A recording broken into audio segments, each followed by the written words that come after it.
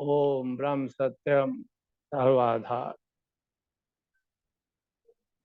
प्रभु के सिमरन का आया इस संसार,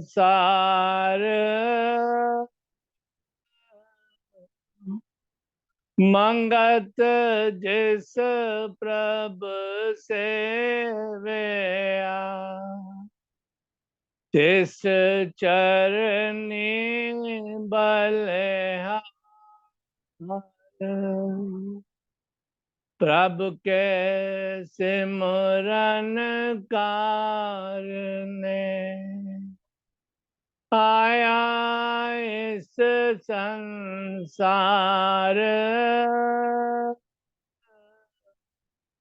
मंगत जिस प्रभु से वे तिस चरनी बलिहार। सत उपदेश अमृत। शरीर रूपी यंत्र ही जीव का संसार है। क्या फरमा रहे हैं मेरे गुरुदेव कि शरीर रूपी यंत्र ही जीव का संसार है। हमारा शरीर ही, जो शरीर की मशीनरी है, यही संसार है। कोई संसार हमारा अलग से नहीं है। कहा शरीर कर्मों के समूह से बनता है, ये किसी एक कर्म का नतीजा नहीं है। मनुष्य, पशु, जड़, जंगम के जिस कद्र अलग अलग शरीर नजर आते हैं, उसका सबका शरीर शुभ और अशुभ कर्मों का ही मजमूआ है, यानी संग्रह है। अब जैसा जैसा कर्म हमने किया हुआ होता है, कह रहे हैं उसी अनुसार हमारी जो है अगली मानुष चोला छोड़ने के बाद हमारी अगली जूनी निर्धारित हो जाती है। अगर हमने अच्छे कर्म किए होते हैं तो हमें फिर से मानुष चोला मिल जाता है, और अगर कुछ गलत कार्य किए हुए होते हैं तो फिर हमको पशु जूनी में, पेड़ की जूनी में या अन्य किसी जूनियों में जाना पड़ जाता। गुरुदेव कह रहे हैं जन्म से लेकर अंत समय तक इस जीव की इस जीव की दौड़ रात के वास्ते ही लगी है। जीव त्रैगुणी माया में ग्रसा हुआ है। ये तीनों गुण सत, रज, तम ही कर्म करने पर मजबूर करते हैं। कहते हैं 5 इंद्रियां हैं, कर्म इंद्रियां, 5 ज्ञान इंद्रियां, मन, बुद्धि, चित्त और अहंकार, ये 14 हुए। कह रहे संसार रूपी शरीर को चलाने के लिए 3 गुण और हमारे साथ लगे हुए हैं। वो गुरुदेव ने बताया कि सतोगुण, रजोगुण और तमोगुण। जब अगर ये नहीं है तो हमारा शरीर जो है वो सही सुचारू रूप से नहीं चल पाएगा। कहते हैं कि जब तक हम जैसा जैसा कर्म बुद्धि अनुसार करते हैं, कह रहे हैं वैसा वो फल देता रहता है। कह रहे तीनों गुण सत, रज, तम ही कर्म करने पर मजबूर करते हैं। बुद्धि इन गुणों में घिरी हुई है। ये तीनों गुण प्रकृति से प्रकट होते हैं। आत्मा इन गुणों से न्यारी वस्तु है और निर्गुण है। कह रहे हैं आत्मा जो है हमारी, वो प्रभु का अंश है। वो दृष्टा बनकर निहारती रहती है हमको, कोई रोका टोकी नहीं करती हमारे जीवन क्रिया के अंदर। इसीलिए कहा कि वो निर्गुण है। आत्मा क्या है बताया है, निर्गुण है। का जब देह के अंदर सतोगुण प्रधान होता है, श्रेष्ठ कर्म करता है, और श्रेष्ठ कर्म ही सत्स्वरूप की अनुभवता के देने वाले हैं। जिन कर्मों करके सतोगुण बढ़ता है वही श्रेष्ठ कर्म है। श्रेष्ठ कर्म ही रजोगुण और तमोगुण से प्रभाव को कम कर देता है। गुरुदेव फरमा रहे हैं श्रेष्ठ कर्म ही श्रेष्ठ कर्म ही रजोगुण और तमोगुण के प्रभाव को कम कर देते हैं। अब ये समझने का प्रयत्न करते हैं कि रजोगुण, तमोगुण और सतोगुण किस प्रकार से हमारे कार्य करते हैं।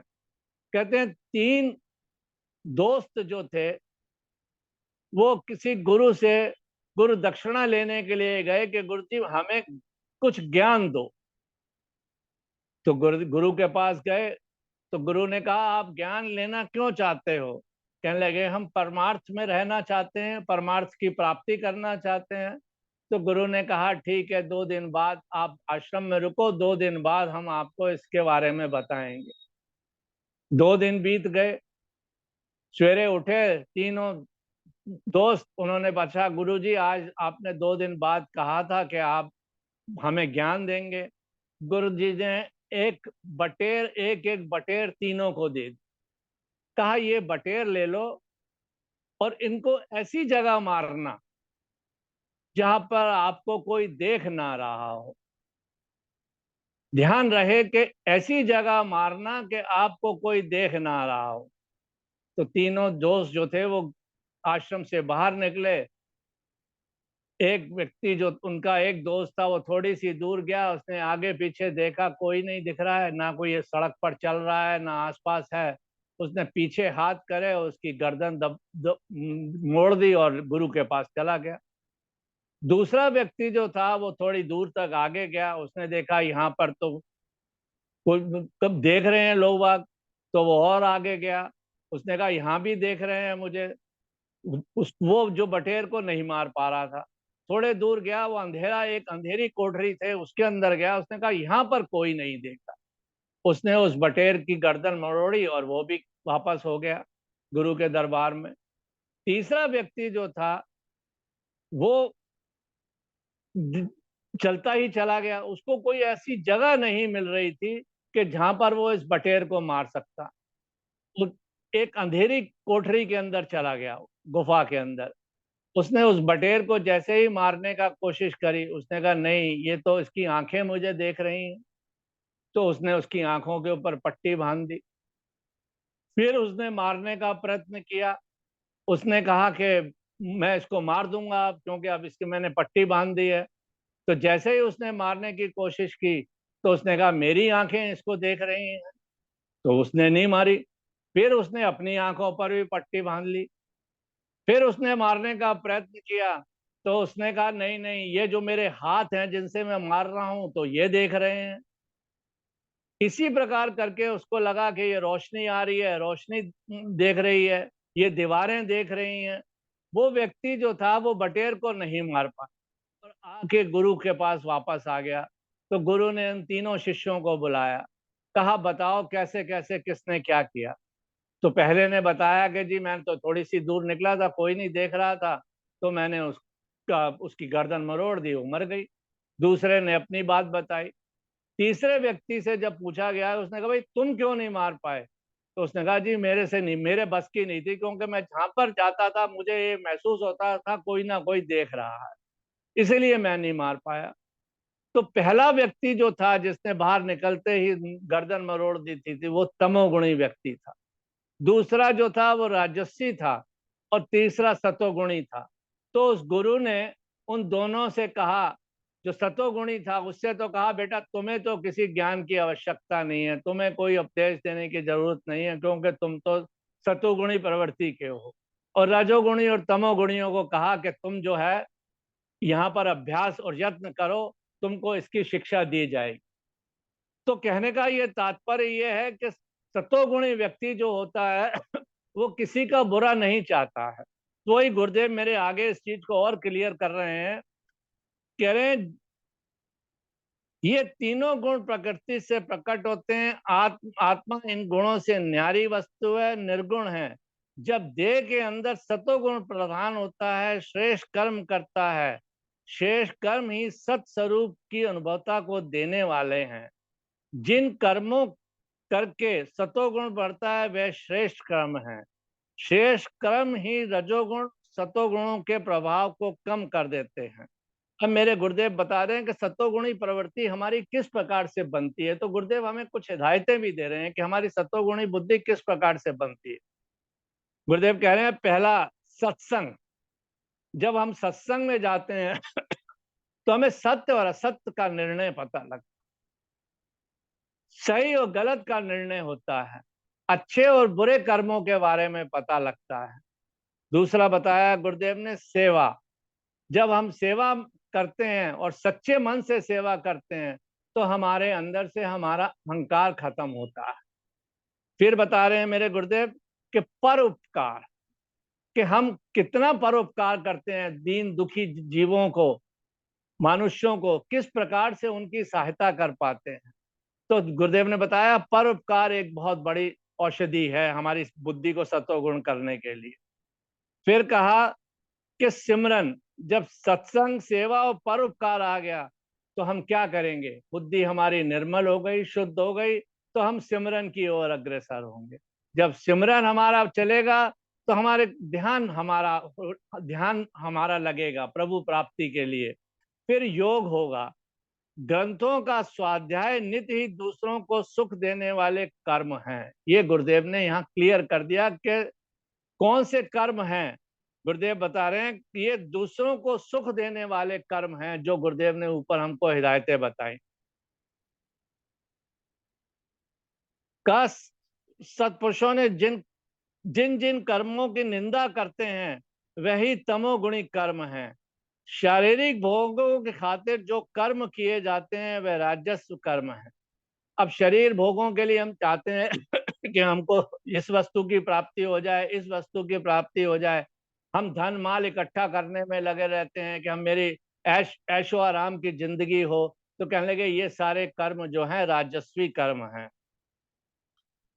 कहते हैं तमोगुणी जीव हर समय दूसरों को दुखी करके राज करता है, छल कपट करने वाला होता है, उसका खान पान शुद्ध मंदरा मांस का इस्तेमाल करने वाला होता है। ये तमोगुणी व्यक्ति की गुरुदेव मेरे बता रहे हैं कि तमोगुणी व्यक्ति की जो अंदर से जो उसके तमोगुण होते हैं वो किस प्रकार के होते हैं। दूसरों को सुख देने का यत्न करता है। जीव अपने स्वरूप को भूलकर अज्ञानवश होकर अहंकारी बन जाता है। अहंकारी बुद्धि ही रजोगुण और तमोगुणी बन जाती है।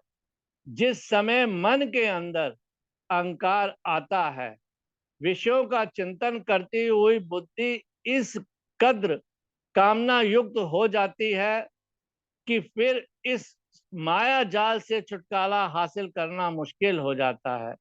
अति कामनावश होकर अनेक तरह के बंधन दर बंधन में फंसने वाले कर्म करने लगता है। गुरुदेव ने बड़ा सुंदर फरमाया कि हम क्या करते हैं। कह रहे हैं कि जितनी हमारी कामनाएं बढ़ती जाती हैं उतनी हमारी इच्छाएं बढ़ती जाती हैं। तो गुरुदेव ने दोहे में फरमाया, कामना रूपी अगन ये जीव जले दिन रात, मंगत मार्ग धर्म में जीव शीतल हो जात। कह रहे कामना रूपी अगर में सब जल रहा है, पूरा संसार जल रहा है। कोई गुणी पुरुष होगा जो उस ओर ना चल के संतों की हिदायत पर चलकर अपने आप अपनी बुद्धि को सतोगुणी बनाता है। कहते हैं जिस प्रकार से हम कामना में किस प्रकार से फंसते हैं, किस प्रकार से हमारी इच्छाएं हमारे को प्रबल हो जाती हैं।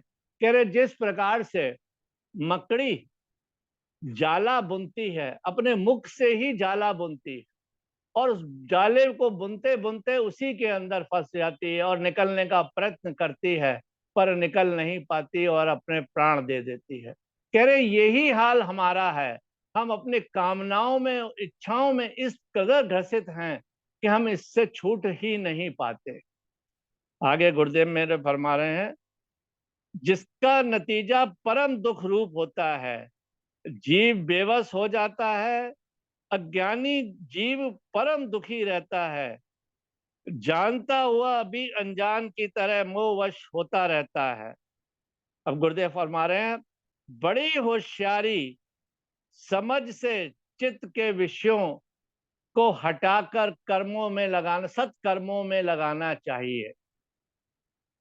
सकाम कर्म करके बुद्धि अंधी हो जाती है।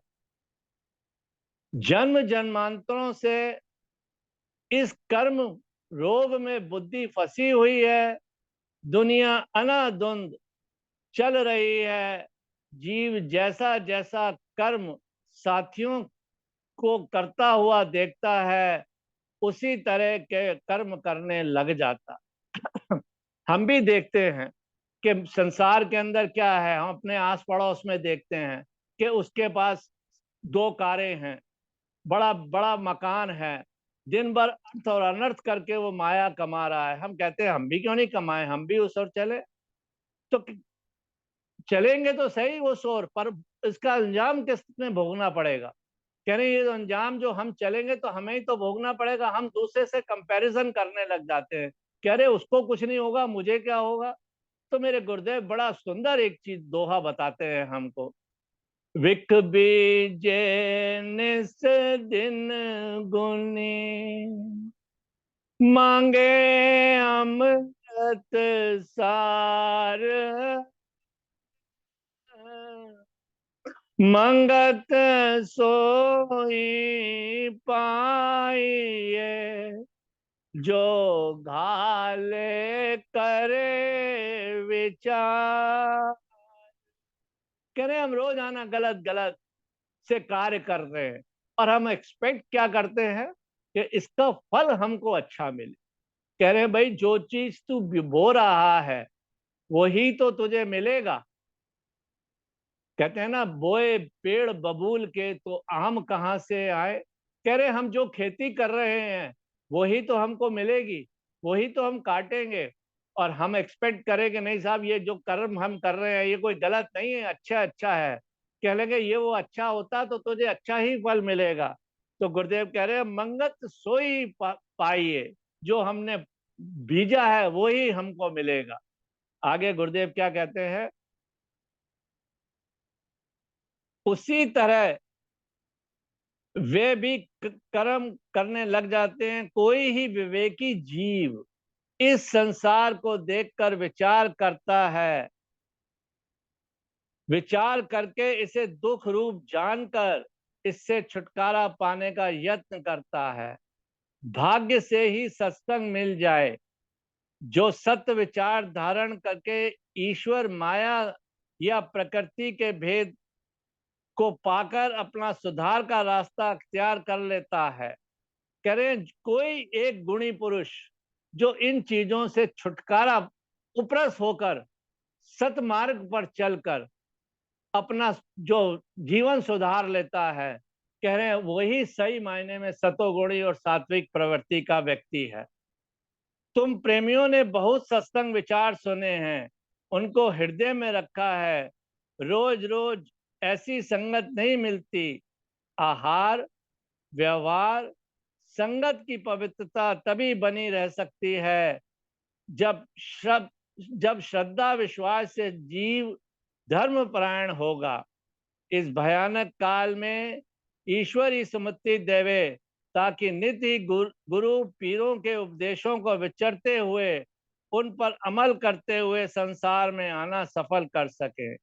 ये मानुष जन्म बड़ा दुर्लभ है।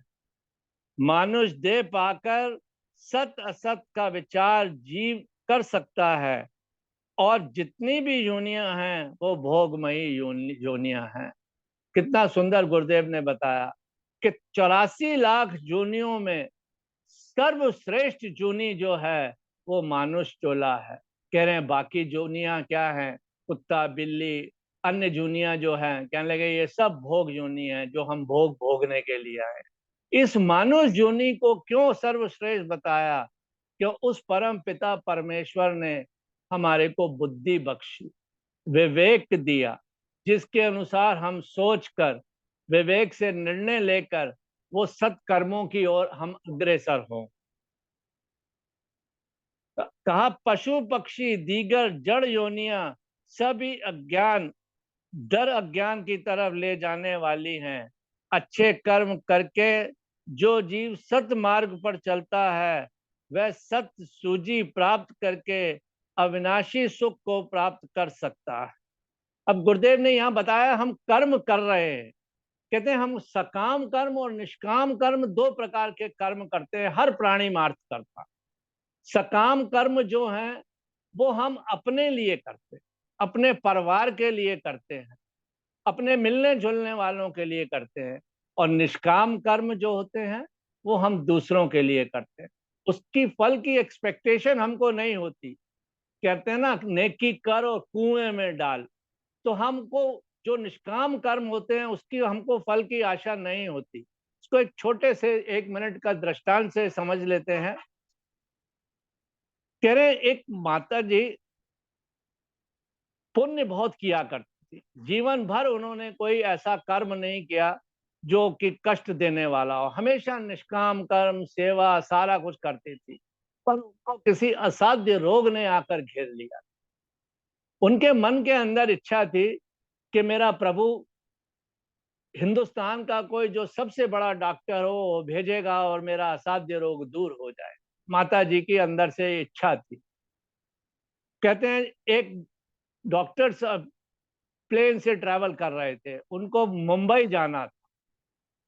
मुंबई जाना था, रास्ते के अंदर उनको प्लेन खराब हो गया। वार्निंग अलार्मिंग हुई कि ये प्लेन को इमरजेंसी लैंडिंग करानी पड़ रही है और ये 2 या 3 घंटे इसको जो है लगेंगे ठीक होने में। तो डॉक्टर साहब को तो कॉन्फ्रेंस में पहुंचना था, उनको समय खराब हो रहा था और समय से पहुंच नहीं पा रहे थे वो। उन्होंने वहां से एक कार कर ली और कार करके वो कार से ही मुंबई के लिए रवाना हुए।